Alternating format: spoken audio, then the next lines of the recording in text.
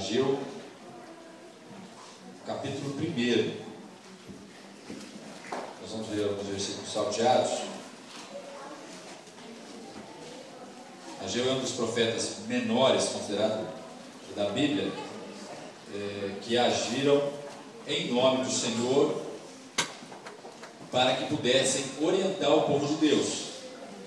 Então existem muitas profecias nos profetas menores, Zacarias, Abacuque, Miqueias, enfim, Oséias, que foram designadas para o povo de Israel, mas como nós sabemos, nós somos a nação de Israel hoje, e muitas dessas profecias podem ser encaixadas totalmente na nossa vida e na nossa existência.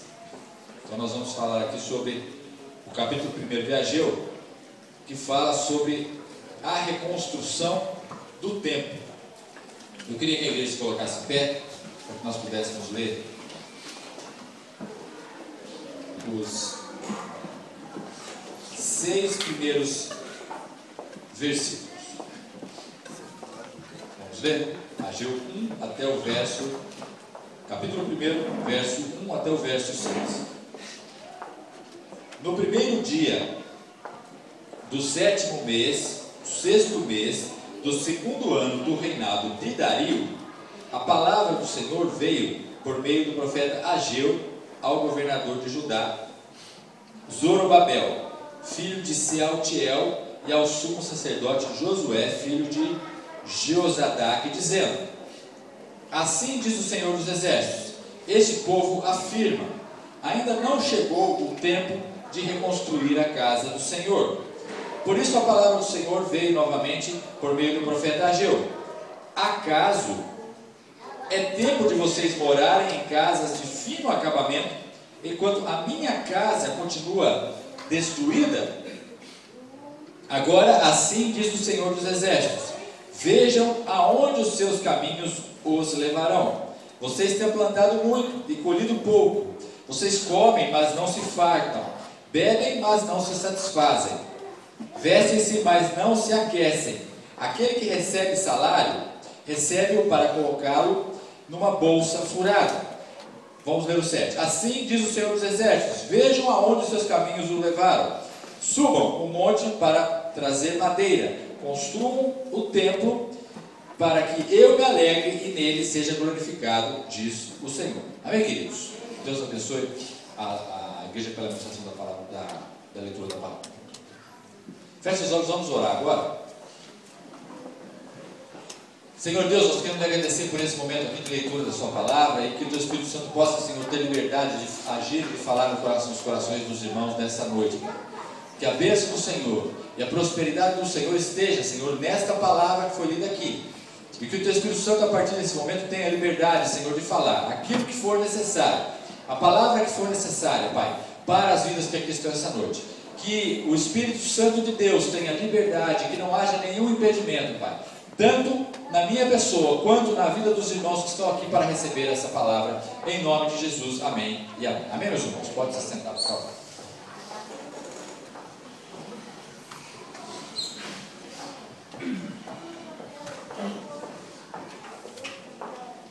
Glória a Deus. Bom, meus irmãos, nós vamos então aqui falar um pouquinho sobre esse primeiro capítulo de Ageu, que fala sobre a reconstrução do templo. Os irmãos têm que entender que hoje o templo do Senhor não é mais uma edificação como era no Velho Testamento.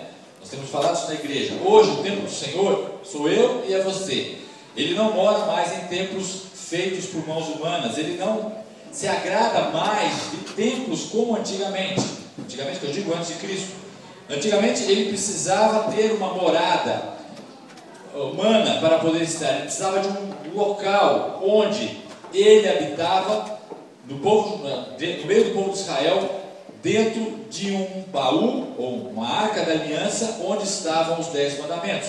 Depois de Cristo, isto se perdeu. Jesus Cristo veio desfazer as obras da religião, principalmente a religião judaica, e tudo aquilo que os rituais levavam o homem a fazer. Na verdade, hoje, eu e você, nós somos o templo vivo de Deus. Então esse templo que está falando aqui em Ageu, para a nossa era, para a nossa dispensação, é o nosso coração. A Bíblia fala que hoje Jesus Cristo, ele não está mais em nenhum templo ou edificação religiosa. Ele mora naqueles que verdadeiramente recebem Jesus Cristo como seu único e suficiente Salvador. E a partir daí o Espírito Santo ele é dispensado em cada um de nós e passa a habitar na nossa vida. Então esse templo que Ageu estava profetizando aqui, hoje nós vamos falar sobre a minha vida e a sua. Não é o templo literal, quando ele escreveu isso, porque na época quando ele escreveu, era para que os judeus reedificassem o templo formal, o templo edificação, o templo prédio. E hoje não, hoje a palavra do Senhor é para você e para mim no sentido da reedificação da nossa vida, daquilo que eu tenho feito com o altar do Senhor, que sou eu, que é você. O que nós temos feito com isso? O que nós temos proporcionado para Deus em relação a esse altar, que é a minha vida e a sua? Então, o versículo 2 diz o seguinte: assim diz o Senhor dos Exércitos, este povo afirma, ainda não chegou o tempo de reconstruir a casa do Senhor. Então naquele momento a casa do Senhor estava derrubada, os altares estavam derrubados, e o templo onde era a morada de Deus não estava funcionando, e eles não estavam dando importância para isso, porque eles achavam que ainda não era a hora, ainda não era o tempo deles fazerem essa reconstrução.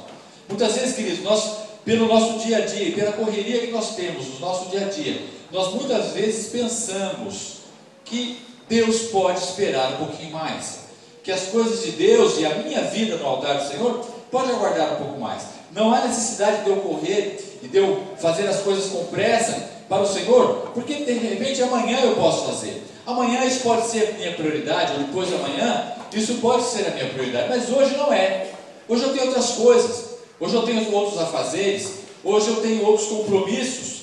Mas quem sabe amanhã eu possa reconstruir e possa reafirmar a minha aliança, como Deus assim deseja, da minha vida com Ele. É o que o povo judeu estava falando no versículo 2. Então eles diziam aqui, olha, ainda não chegou o tempo de reconstruir a casa do Senhor. Então não vamos nos preocupar com isso agora, vamos fazer outras coisas, e quem sabe amanhã ou outro dia nós possamos fazer isso. E aí no verso 3 veio a palavra do Senhor novamente por meio do profeta Ageu, e ele escreveu, disse, e está escrito para nós aqui no seu livro: acaso é tempo de vocês morarem em casas de fino acabamento, enquanto a minha casa continua sendo destruída? Então o profeta já coloca uma interrogação.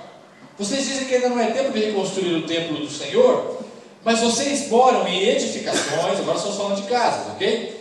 Em edificações de fino acabamento, enquanto o meu templo está destruído. Será que vocês não estão invertendo a prioridade da vida de vocês? Será que ao invés de vocês fazerem aquilo que é melhor para Deus, para que Deus possa completar as coisas na vida de vocês, vocês não estão fazendo ao contrário? Ou vocês não estão pensando mais nas suas necessidades e mais nos seus afazeres do que na casa do Senhor? Então é isso que ele disse aqui no verso 4, ok? E aí no 5 diz o seguinte: agora assim diz o Senhor dos Exércitos, vejam aonde os seus caminhos nos levaram. E aí novamente Deus completa esse raciocínio. Vocês estão preocupados com as casas de vocês, com os afazeres de vocês, com a maneira que vocês moram, e a minha casa está derrubada, mas como consequência dessa escolha de vocês, olha o que tem acontecido. E aí a profecia vem e diz o seguinte: vocês têm plantado muito e colhido pouco. Vocês comem, mas não se fartam. Bebem, mas não se satisfazem. Vestem-se, mas não aquecem. Aquele que recebe salário, recebe-o para colocá-lo numa bolsa furada. E aí Deus coloca a consequência desta mudança de valores, desta troca de valores. Ou seja, a casa do Senhor destruída e a casa deles com fino acabamento. Logicamente, como a palavra do Senhor diz que toda ação que eu tenho vai me dar uma recompensa. Qual era a recompensa por essa troca de valores, troca de prioridades? Muito bem, vocês querem continuar assim? Por isso que vocês têm plantado muito e colhido pouco. Vocês comem, mas não se fartam. bebem, mas não se satisfazem, vestem-se, mas não se aquecem. Aquele que recebe salário, recebe para colocá-lo numa bolsa furada. Então o profeta aqui está orientando aquele povo no sentido de: olha, gente, acorda, vamos inverter as nossas prioridades, vamos colocar aquilo que é de valor na frente daquilo que é menos valoroso ou que não tem valor. Vamos primeiro tratar do templo do Senhor, para depois nos preocuparmos com as outras coisas. E o profeta ainda afirma: como consequência, vocês estão vivendo essa situação. E aí começa a cair o entendimento daquelas pessoas. E ele continua aqui, no verso 7, dizendo: assim diz o Senhor dos Exércitos, vejam aonde os seus caminhos os levaram. Subam o monte para trazer madeira, construam um templo, para que eu me alegre e nele seja glorificado. E aí olha qual é a expectativa dele do verso 9, porque eles estavam colhendo isso tudo na vida deles. Vocês esperavam muito, mas eis que veio pouco, e o que vocês trouxeram para casa, eu dissipei com o sopro. E por que eu fiz? Pergunta o Senhor dos Exércitos. Por causa do meu templo, que ainda está destruído, enquanto cada um de vocês se ocupa com a sua própria casa. Então, queridos, e o que ainda eles levavam, não levavam de todo o coração. O que eles ainda levavam para a reconstrução do templo não era as primícias, não era as primeiras coisas, não era o que tinha de mais valor. Eles levavam o quê? Aquilo que sobrava. É o que está dizendo aqui. Vocês esperavam muito nisso que vocês estavam levando, mas esse que veio pouco. Por quê? Porque o que vocês trouxeram para casa eu dissipei com um sopro. E por que eu fiz isso? Pergunta o Senhor. Por causa do meu templo, que ainda está destruído, enquanto cada um de vocês se ocupa com a sua própria casa. Então o Senhor conhecia e conhece a essência do nosso coração, e Ele sabe qual é o nosso empenho, e qual é a nossa força, e a nossa dedicação em trabalhar para as coisas dEle. E Ele sabe qual é realmente aquilo que está dentro de nós. O povo judeu naquele momento, quando levava, eles levavam aquilo que sobrava, eles levavam aquilo que não ia fazer falta para a casa deles, eles levavam aquilo que de maneira nenhuma iria atrapalhar o bom andamento da edificação de suas casas. E quando Deus recebia, Deus sabia que aquilo não era a prioridade, Deus sabia que aquilo não era o principal motivo deles estarem levando aqueles artefatos ou objetos para a casa do Senhor. Então Deus fala que Ele destruía aquilo com o sopro, ou seja, era uma oferta que não agradava a Deus. E como consequência disso, eles continuavam plantando, mas não colhendo, recebendo o salário, mas não recebendo o benefício do seu salário. Não conseguiam usufruir da vida aquilo que Deus podia dar para eles. Inversão de prioridades. Eles colocavam as suas prioridades nas coisas materiais, nas coisas individuais que eles tinham, nas coisas que eles achavam que eram importantes na mente deles, e esqueciam de fazer aquilo que Deus tinha falado, que era a reconstrução do templo. Trazendo para a nossa vida, queridos, o que nós podemos extrair disso? Exatamente o que a palavra diz. O templo do Senhor, como eu falei no começo da ministração, é a nossa vida. E o que você tem feito com o seu templo? Como você tem tratado o templo do Senhor que está dentro de você e dentro de mim? Você tem o enfeitado com coisas bonitas? Você tem o edificado com situações ou com atitudes belas? Você tem tido realmente uma essência e uma prioridade nas coisas que Deus quer que você faça com o seu tempo, com a sua vida? Ou você tem descartado aquilo que resta ou aquilo que sobra para as coisas de Deus? E como consequência disso, queridos, como tudo aquilo que a gente colhe, como tudo aquilo que a gente semeia, a gente vai colher como consequência. Muitas vezes, nós, entre aspas, não entendemos porque certas coisas acontecem na vida da gente. Mas a palavra do Senhor hoje vem lhe mostrar que muitas coisas nós podemos entender o que está acontecendo na nossa vida. Porque muitas vezes as nossas prioridades começaram a ser invertidas. Nós não estamos tendo mais a prioridade de fazer aquilo que o Senhor tem colocado no nosso coração, de se apresentar ao Senhor, de estar disponível para as coisas do Senhor. E aí o que acontece? Satanás, sabendo e vendo essas nossas escolhas, ele começa a tirar aquilo que nós temos de equilíbrio na nossa vida. Ou seja, a nossa vida não consegue mais andar da maneira correta. A nossa vida não consegue mais ter um equilíbrio que muitas vezes poderia ter antes, muitas vezes poderia ter tido. Mas para nós, queridos, a nossa vida como cristãos, ela é balizada de acordo com aquilo que nós fazemos para Deus. Diferente do pessoal do mundo. Nós não podemos comparar. O que acontece conosco é uma coisa, o que acontece com as pessoas que não conhecem a Cristo e que vivem em seu próprio mundo é outra situação. Até porque nós somos chamados por Deus, nós somos eleitos por Ele. E quando Ele faz isso é para que nós possamos abrir os nossos olhos e voltar para ter a prioridade correta. As pessoas aí fora fazem o que querem fazer e vão em frente, sofrendo ou não, tendo consequências ruins ou não, mas elas prosperam. E muitas vezes nós que somos aqui da igreja, que estamos na igreja do Senhor, nós não estamos vendo isso na nossa vida. Por quê? Porque Deus nos ama.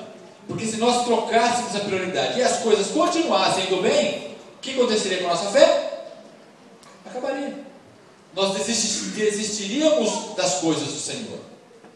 Então nós estamos bem na medida que o nosso templo, que é a nossa vida, está tendo prioridade na nossa vida. E muitas vezes as coisas não começam a andar mais bem, porque nós estamos invertendo as prioridades. E por que Deus faz isso? Porque Ele nos ama. Ele não quer nos perder. As pessoas que já não são dele, elas não têm esse carinho. Muitas vezes elas continuam fazendo as coisas erradas, trocam mais as prioridades ainda, e a vida vai seguindo, e a vida vai rolando do jeito que eles acham que é correto. Sai de uma situação, consegue superar, vai para outra, mas a vida longe de Deus. Conosco não, porque Deus nos ama e Ele quer nos dar um alerta. Olha, preste atenção, olha o que você tem feito com o seu altar, com o seu templo. Veja se você não está trocando a prioridade. Por isso que essas coisas começam a acontecer. Na verdade não é maldade de Deus, querido, porque Deus não tem esse sentimento de maldade. O que acontece é consequência da nossa escolha e também amor de Deus para que Ele não nos perca. Porque se a coisa continuasse andando, mesmo a gente trocando as prioridades, nós fatalmente sairíamos do caminho do Senhor. Então muitas vezes Ele puxa a rédea, que é uma escolha nossa, as coisas começam a andar para trás, para que, deixa eu me situar aqui, deixa eu ver para onde que eu estou indo, deixa eu me balizar de novo, deixa eu ver para qual direção eu devo retomar a minha vida. E aí quando eu entendo isso e volto para o trilho, as coisas começam a andar novamente, e eu não me perco, e o Senhor não me perde, e eu ainda continuo sendo uma pessoa salva, uma pessoa que ainda tem a graça de Deus de receber a salvação. Então, queridos, conosco é diferente. Por isso que a Bíblia fala que nós não podemos olhar para o caminho dos ímpios, não podemos olhar para o caminho dos pecadores. Eles podem prosperar, eles podem fazer coisas que para eles dá certo, mas para nós não dá. Por quê? Porque Deus nos ama. E se desse certo para nós seríamos perdidos, como eles são. E o que é pior, Deus faz isso para que nós não percamos a nossa vida eterna, para que nós, mesmo no momento da nossa morte, nós ainda estejamos com o Senhor, mesmo que nós estejamos passando por situações dessas, de comer, mas não se fartar, de beber, mas não se satisfazer, mesmo que, mas nós estamos buscando a Deus, nós estamos buscando socorro, nós estamos tentando consertar a nossa vida, porque de que vale? A Bíblia fala, o homem ganhar o mundo inteiro e perder a sua vida, a sua alma, de que vale? Não vale nada. Então o que adianta, queridos? Muitas vezes nós olhamos para aqueles que estão lá fora e falamos, nossa, como é que pode, né?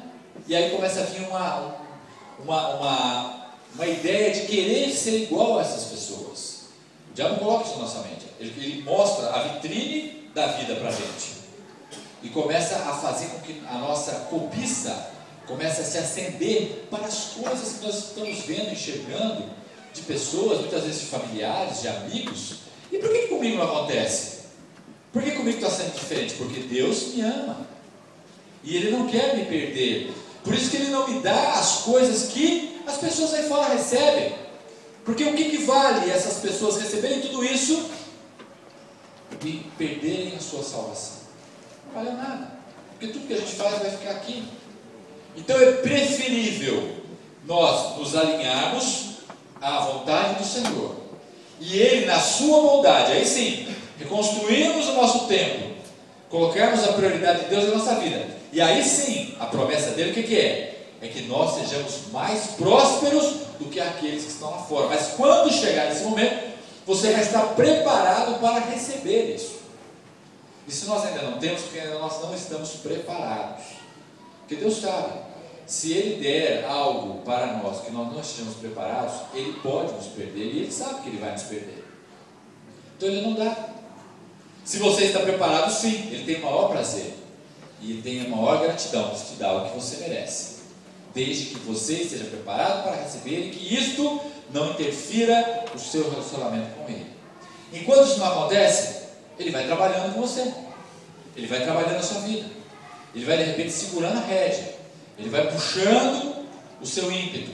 Ele vai fazendo com que as coisas não aconteçam. Porque Ele quer trabalhar primeiro em você.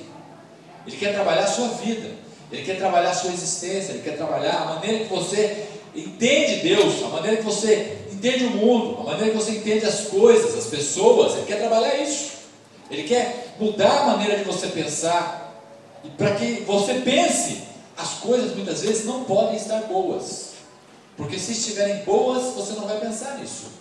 Você vai se segurar em outras coisas. Você pode se segurar no seu emprego, você pode se segurar no seu trabalho, você pode se segurar numa reserva financeira que você tenha, você pode se segurar em algum patrimônio que você tenha, você vai se segurar em alguma coisa. Mas quando você não tem nada, o que lhe resta como crente? Se apoiar em Deus. Se apoiar na sua saúde, por exemplo. O que lhe resta? Se apoiar em Deus. Se você não tem saúde, se você não tem aonde se segurar, se apoia em Deus e você não perde o contato com Ele, você vai buscar nele. Muitas vezes mais desanimado porque as coisas estão acontecendo, mas é importante que você não se desanime e não entenda que Deus te ama, independente do que você esteja vivendo, e Ele quer o melhor para você. E se nós ainda não recebemos, queridos, é porque ainda nós não estamos preparados. Mas Ele, desde o primeiro dia que você nasceu de novo, Ele já quis te dar tudo. Ele já gostaria de te liberar tudo o que é direito seu e meu, que está na Bíblia, tudo. Só que Ele sabe que Ele não pode, porque você ainda não está preparado, porque nós ainda não estamos preparados. E aí o que Ele faz? Ele vai segurando. Na medida que a gente vai se acertando, Ele vai dando alguma coisa. Se acerta um pouquinho mais, Ele acerta outra coisa para a gente. Porque a natureza de Deus, queridos, é uma natureza de gratidão, é uma natureza de bondade. Deus não é mesquinho, Deus não é miserável. Ele não dá faltando. Quando Ele dá de sobra. Só que a preocupação dele não é o que Ele dá, é o que isso vai ocasionar com a sua vida. A preocupação dele é que você não se perca. A preocupação dele não é as coisas que Ele quer nos dar, mas principalmente com a nossa vida, de não nos perdermos com as coisas que Ele nos dá. Vocês não estão entendendo? Por isso, queridos, que a reconstrução do templo, ela é primária, para que secundariamente as coisas de Deus comecem a acontecer na nossa vida. A nossa prioridade hoje tem que ser a reconstrução da nossa vida. Não é o que eu vou fazer com o meu trabalho, não é o que eu vou fazer com o meu emprego, com os meus projetos, é a reconstrução da minha vida, do meu tempo. E se eu colocar isso como prioridade, queridos, e de fato colocar isso como prioridade, Ele é galardoador, Ele vai me retribuir, aí sim, porque Ele sabe que o que Ele me der não vai tirar o meu foco. Ele sabe que o que eu receber de benefício por essa minha vida de reconstrução de tempo, não vai tirar o meu foco da palavra dele, não vai tirar a vontade que eu tenho de servir a esse Deus maravilhoso. Então Ele vai me dar, porque Ele sabe que Ele não vai me perder, mas Ele sabe melhor do que eu o que passa no meu coração. Qual é a cobiça dos meus olhos?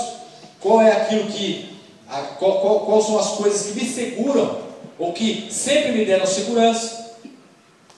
Eu vou contar um episódio para os irmãos aqui que aconteceu comigo já há um tempinho, eu acho que há uns 10 anos atrás, uns 8 anos atrás aproximadamente. Eu tinha um momento da minha vida, acho que uns 4, 5 anos, eu estudei muito essa questão de ações, de mercado de ações, bolsa de valores e tal. Então eu me dedicava muito a isso, estudava e tal, né? E aí comecei a aplicar algumas coisas em bolsa de ações. E aí fiz uma reserva aplicando em investimento de ações. Estou dizendo que isso é errado, mas veja só. Aí o que veio no meu coração? Não, a minha segurança está nisso. O problema não é o que você faz, o que você tem de reserva. O problema é você botar essa segurança nessas questões. E aí depois de um certo tempo, eu comecei a colocar minha segurança na minha reserva, no que eu tinha aplicado em ações. Isso já faz uns 8 anos, mais ou menos, para mais, até. E aí, queridos, Deus, logicamente, sabe da intenção do meu coração, sabia. O que ele fez? Passou o rodo na minha reserva, para mostrar. E aí começou a acontecer algumas coisas no próprio mercado acionário, que eu entendi que perdi muito daquilo que eu tinha, sobrou uma merrequinha que eu tirei, e aí comprei um carro, e que depois esse carro virou uma oferta para uma missionária. Ou seja, não virou nada, virou uma oferta que eu dei para essa missionária. Mas o que Deus quis mostrar para mim? Que enquanto eu estava enraizado e a minha segurança estava naquilo, Ele não me tinha, eu não o tinha como prioridade. Porque assim, não, beleza, tranquilo, mas eu tenho lá o meu fundo. E como crente nós não podemos pensar assim. Eu posso ter o que eu tiver, mas a minha segurança não está em nada, está em Deus, nem na minha saúde. E como crentes, a gente não pode, queridos, colocar, e o diabo usa isso, quando a gente consegue adquirir alguma coisa, ele usa isso para nos dar o apoio, para achar que nós estamos apoiados, ou por um emprego, ou por uma reserva, ou enfim, por um bem, ou por uma família, nós estamos seguros. Não, que belezinha, é só não mexer lá. Mas o que ele faz? Se ele nos ama, ele vai cutucar a ferida, ele vai cutucar o nosso porto seguro, ele vai mexer. Não porque ele é mau, mas porque ele quer mostrar para mim e para você que nós não podemos estar com o nosso coração nessas coisas. Nós não podemos estar com a nossa sustentação nessas coisas. E aí, logicamente, depois de muito custo eu entendi isso, e isso acabou virando. Veja, eu tive que fazer uma doação do que restou um carro, porque o Espírito Santo me impeliu a isso, eu e a Silvana, para que eu fizesse uma doação integral para uma missionária. E essa foi a prova que eu tive que fazer para mostrar para ele naquele momento que o meu coração não estava mais naquilo. Os irmãos estão entendendo, queridos? E por que ele faz isso? Ele faz porque ele nos ama. Ele faz porque ele não quer nos perder. Ele não quer que nós coloquemos ídolos, a gente pode chamar isso de ídolo, com certeza, na nossa vida. O ídolo pode ser qualquer coisa. Nós não somos uma igreja que existem imagens aqui, que também é uma forma de doutrina. Mas nós podemos ter muito ídolo dentro da gente, ou fora da gente. O meu emprego pode ser o meu ídolo. Eu não posso perder esse emprego por nada. Nossa, se eu perder esse emprego, eu não sei o que vai acontecer de mim. É um ídolo. Na verdade, a nossa pergunta, nosso questionamento deveria ser: eu não posso ficar sem Deus. Sem Deus eu não sou nada. Mas o meu emprego, se eu estiver com Deus, eu vou arrumar um outro jeito. Deus vai arrumar outro jeito para mim. Eu não posso perder isso que eu faço, esse meu... Enfim, eu já estou trabalhando nisso há muito tempo. Como é que eu vou sair disso? Eu não posso sair desse emprego. Eu não posso perder isso. Mas de repente Deus está falando com você. O que você vai fazer? Não, hoje eu tenho Deus, eu sei o que Ele quer da minha vida. E Ele sai, e eu sei que Ele vai ter coisa melhor para mim. E aí você entrega. Eu não posso perder essa reserva financeira. Aqui eu não mexo. Até fundo que eu tinha, queridos. Eu tinha outra coisa também, como é que chama? Que é previdência privada. Que também é bom. Não há problema, não estou dizendo que os irmãos não devem fazer isso, mas é que comigo não funciona, porque eu começo a colocar minha garantia nessas coisas, de banco, que é o único trabalho. Né? Então o que acontece? Aí o meu coração fica, não, estou sossegadinho. Deus fez um rapa, acabou tudo, não tenho mais. Não tenho mais fundo, como é que chama isso? Previdência privada. E eu investi um bom tempo nisso, pelo menos uns 8 anos. Acabou em nada. Não acabou em nada não, isso virou um patrimônio, mas eu não tenho mais reserva. Eu não tenho mais isso. Por quê? Para mim não funciona. Porque isso começa a deixar o meu coração muito dependente dessas coisas. Isso é de cada um, estou falando da minha vida, que pode ser diferente para você. O que eu estou considerando é que nós não podemos ter nenhum tipo de coisa que nos dê segurança a não ser Deus. Se você conseguir ter tudo isso e não ter a sua segurança nessas coisas, amém. Isso não vai ser problema para você. Você pode ter, sem problema nenhum, e Deus vai te abençoar. Na medida do possível, quando você precisar, vai estar lá. Mas, no meu caso em particular, isso não funcionou. Quem sabe hoje, não sei. Mas naquela época não funcionou. E Deus sabe que não funcionaria. E aí Ele fez um rabo em tudo. Né? Ele fez com que eu precisasse usar. Apertou de um lado, o que você faz? Não tem jeito, eu vou ter que usar. Eu vou ter que usar essas coisas. Né? E aí, para que eu possa viver livre desse tipo de cadeia, de prisão. Isso é uma prisão. Né? Na verdade, nós não podemos ficar presos por nada nesse mundo. Por nada. Por emprego, por reservas, por patrimônio, por nada. Nós podemos ter tudo, mas nós não podemos ficar presos por nada. Enquanto isso acontecer, aí vai acontecer o que aconteceu aqui com os judeus na época de Ageu. Vocês comem, mas não se fartam. Bebem, mas não se satisfazem. Vestem-se, mas não aquecem. Aquele que recebe salário, recebe-o para colocá-lo numa bolsa furada. Deus fazia isso por quê, queridos? Porque Ele amava aquele povo. Ele queria que aquele povo trocasse as prioridades da vida deles. Ele não queria que aquele povo ficasse preocupado com as coisas de fora e esquecesse as coisas de Deus. Ei, acorda, venha para as coisas de Deus. E se você fizer isso e eu fizer isso, Ele vai acrescentar muito mais, porque Ele é bondade. Ele é grato, Ele é galardoador, Ele quer nos dar. Ele quer nos dar muito mais do que a gente imagina. Mas nós não podemos ficar presos a essas coisas. Não podemos. Enquanto nós estivermos presos a essas coisas, as coisas não andam. Porque nós somos amados do Senhor. Graças a Deus por isso. Porque nós somos queridos dEle. Então nós temos que entender que mesmo nessas situações que nós queremos que a coisa vá, mas não vai, é porque Ele nos ama, Ele não quer nos perder. E se Ele deixar essa coisa fluir, com certeza nós estaremos longe do caminho do Senhor. Que você fique com essa palavra então no seu coração. Porque Deus está conosco. Eu queria só ler, para encerrar, o capítulo 2, verso 4. Você preste atenção, e essa é a promessa do Senhor para você essa noite. Eu não sei como é que está seu tempo, mas veja, se você quiser mudar a sua prioridade hoje, se você está com a prioridade invertida, olhando mais as coisas externas do que a sua própria vida, que é o tempo do Senhor. Se você quiser mudar, receba esse versículo agora em seu coração. Amém, queridos? Olha lá.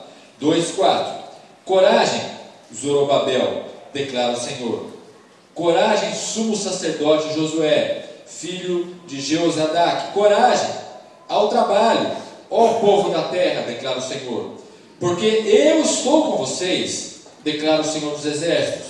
Esta é a aliança que fiz com vocês quando vocês saíram do Egito. Meu Espírito está entre vocês. Não tenha medo. E depois aqui vou completar. Verso 7. Farei tremer todas as nações, as quais trarão para cá os seus tesouros, e encherei este templo de glória. Veja o que aconteceria se eles invertessem a prioridade deles, diz o Senhor. E olha só o que fala o 8. Tanto a prata quanto o ouro me pertencem, declara o Senhor dos Exércitos. A glória deste novo templo será maior do que o templo, do que o antigo, diz o Senhor dos Exércitos. Amém, querido? Então que você receba essa palavra, não tenha medo. Nossa, o que vai ser de mim? O que eu vou fazer? Não se preocupe. Se o Espírito Santo tem te levado a certos caminhos que você não entende, e que você está refugando, ou que você está medindo forças, não faça isso. Você só tem a perder. E Ele faz isso porque Ele te ama. Ele faz isso porque Ele não quer te perder. Realmente, vá em direção àquilo que o Espírito Santo tem colocado no seu coração. Faça aquilo que você tem relutado em não fazer. aquilo que Deus tem falado com você, e você vai ver que no tempo que Ele reconstruir a sua vida, que muitas vezes é no momento de deserto, é no momento de dificuldade que Ele reconstrói, é no momento onde você não tem onde se apoiar, acabou aqui, faltou ali, só resta Deus. É nesta hora que é a hora propícia dele reconstruir o seu tempo, dele falar com você, dele buscar, de você buscar a presença dele. Aí sim, quando ele reconstruir a sua vida, aí ele vai retribuir infinitamente mais tudo aquilo que ele tem reservado para você. Amém, queridos? Vamos colocar em pé, vamos fazer uma oração em nome de Jesus. Feche os seus olhos. Eu queria que o pastor do louvor viesse aqui para tocar de novo essa última música.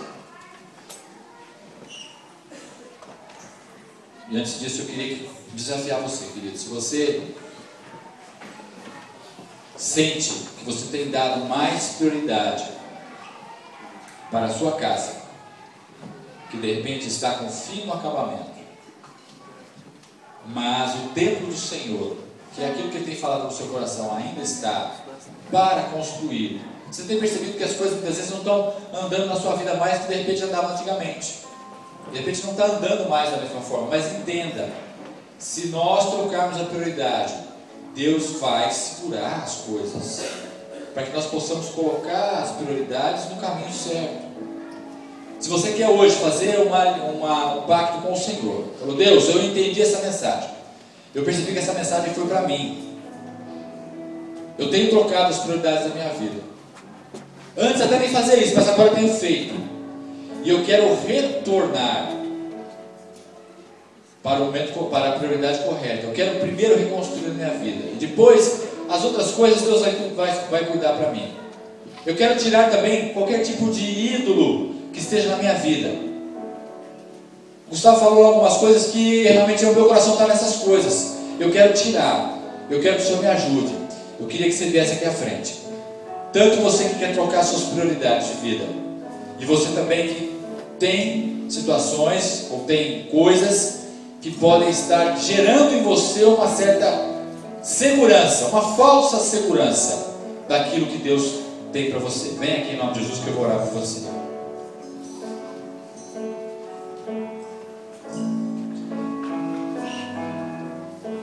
Vem em nome de Jesus, que você possa entender que Deus tem algo de melhor para você. Na verdade, Ele já tem liberado para você bênçãos sem medida, mas nós não podemos trocar as nossas prioridades, porque Ele nos ama. Ele nos ama. Ele não vai te perder por coisas terrenas, com certeza, querido. Graças a Deus por isso. Graças a Deus. A Bíblia fala também que jamais um justo vai mendigar o pão. Ou seja, nunca vai faltar nada para você. Mas de repente você não tem aquilo que você esperava ter, porque você precisa ainda ter um momento em particular com Deus. Enquanto esse momento em particular com Deus não for sincero e não for autêntico na sua vida, as coisas ainda não vão acontecer. Ei, mas Ele faz isso porque Ele te ama. Ele faz isso porque Ele não quer te perder. Enquanto elas vão estar cantando aqui, eu vou orar por você. E receba essa oração que eu vou fazer por você. Vou ungir você com óleo. Receba essa oração. Coloque Deus como prioridade da sua vida. Coloque o seu tempo como prioridade da sua vida. E você verá o que Deus fará por você em nome de Jesus.